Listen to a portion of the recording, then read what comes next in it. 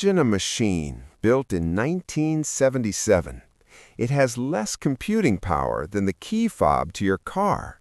Now, imagine that machine is 15 billion miles away, hurtling through the absolute darkness of interstellar space at 38,000 miles per hour. This is Voyager 1. For 46 years, it has been our eyes and ears beyond the solar system.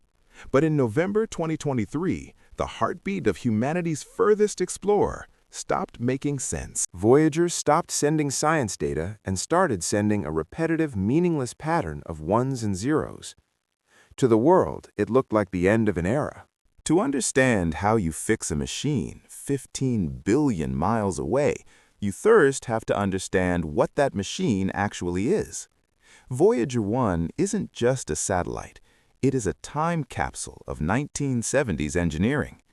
While your modern smartphone has billions of transistors and gigabytes of RAM, Voyager operates on a scale that seems impossible today. Its total memory? About 69 kilobytes. That is roughly the size of a single low-resolution thumbnail image on your phone. The spacecraft's brain is split into 3 redundant systems.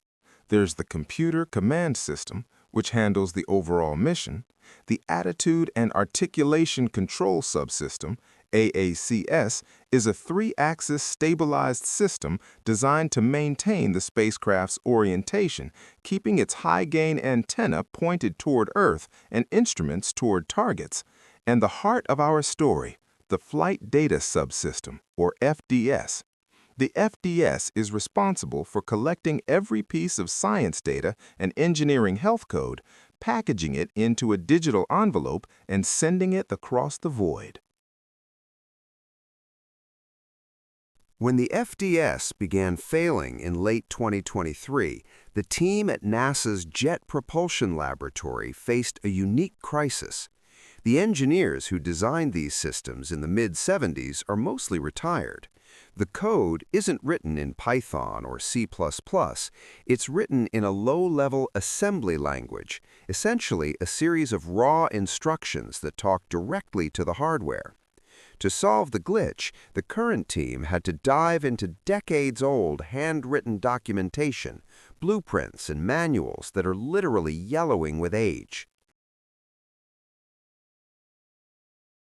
The hardware itself is hardened against radiation, but it is not immortal.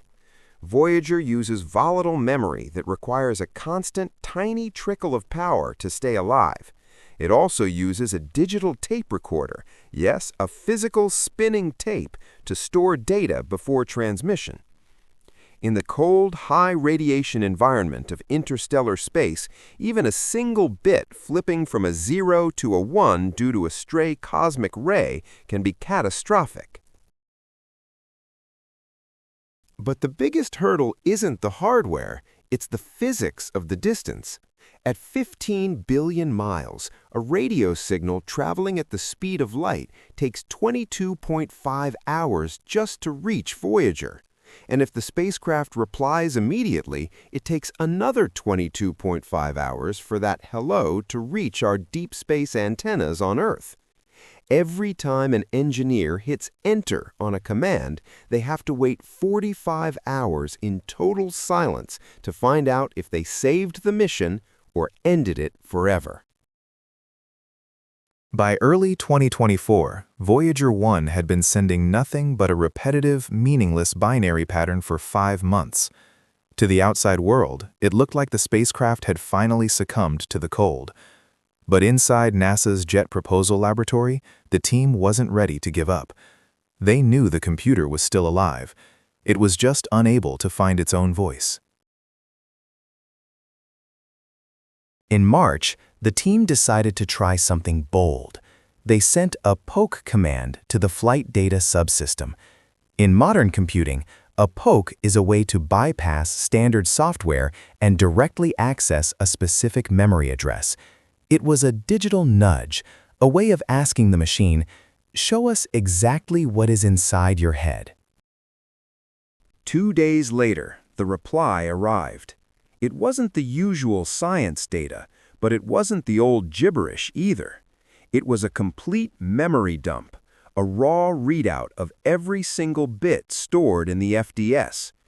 For the first time in months, the engineers had a map of Voyager's mind. And that's when they found the smoking gun. One engineer, poring over the thousands of lines of code, noticed a discrepancy. A specific section of the memory, about 3% of the total, was completely corrupted. They traced it back to a single hardware chip. Whether it was hit by a stray cosmic ray or simply wore out after 46 years of interstellar travel, that one chip was dead. And unfortunately, that chip held the essential instructions for packaging science data. This created a seemingly impossible problem. You can't send a repairman 15 billion miles into the void to solder in a new chip. And the FDS didn't have enough empty space to simply move the code somewhere else. The solution required a stroke of genius. They would have to perform software surgery. The strategy was to cut and paste. The team began breaking the essential corrupted code into small, bite-sized fragments. They then hunted through the rest of the computer's 69-kilobyte memory, looking for tiny holes, unused addresses where they could hide these fragments. They had to rewrite the code so that even though it was scattered across the computer like pieces of a puzzle, it would still function as one seamless program. It was the most complex remote repair in human history. Now all they had to do was send the command and wait 45 hours to see if Voyager 1 would finally wake up. On April 18, 2024, the years of planning and months of detective work came down to a single moment. The team at JPL prepared the command, a precise string of instructions designed to move the corrupted code to its new home. But in the world of interstellar flight, even a perfect plan carries the weight of a death sentence. If a single memory address was off by just one digit, Voyager wouldn't just stay broken, it would lobotomize itself, overriding its own essential operating system and drifting into an eternal, silent sleep. The command was sent. A pulse of light carrying the future of the mission began its 22-and-a-half-hour journey across the solar system. For the engineers back on Earth, the work was over. Now, the hardest part began: the wait. Because Voyager is so far away, it takes nearly 2 full days to know if a command worked. It is a 45-hour window of absolute uncertainty, where the furthest reach of human intelligence is reduced to a game of cosmic patience. April 19th passed in a blur of nervous coffee and quiet speculation. This wasn't just about a machine, it was about a legacy. Many of the engineers in the room weren't even born when Voyager 1 launched in 1977. They were working alongside the old guard, the original architects who knew every quirk of Voyager's 46-year-old hardware. Together, 2 generations of scientists sat in the dark, staring at a flat line on their monitors, waiting for a heartbeat from 15 billion miles away. Then, on April 20th, at the Canberra Deep Space Communication Complex in Australia, the silence broke. A signal hit the dish. At first, the room was breathless. Was it more gibberish? But as the computers decoded the telemetry, the truth became clear. The binary wasn't a loop anymore. It was organized. It was healthy. For the first time in 5 months, Voyager 1 was telling us exactly how it felt. The software surgery had worked. The tension that had gripped the laboratory for half a year vanished in an instant. There were no grand speeches, just the sound of cheering in a quiet room in Southern California. The impossible fix had been executed. Against all odds, the 1970s pioneer had been resurrected. Voyager 1 wasn't just a relic of the past anymore. It was a living, breathing explorer once again, ready to continue its journey into the unknown. Why did we go to such lengths to save a 46-year-old machine with less computing power than a modern car key? The answer lies in where Voyager is. It has crossed the heliosphere, the protective bubble of our sun, and entered the true deep. It is currently sailing through interstellar space, the vast ocean between the stars. Here, it is tasting the raw plasma and magnetic fields of the galaxy itself, pristine data that can be gathered in no other way. To lose Voyager is to lose our only set of eyes in the dark. But even with this miracle repair, the clock is still ticking. Voyager 1 is powered by plutonium-238. Every year, that fuel decays and the heat it produces drops.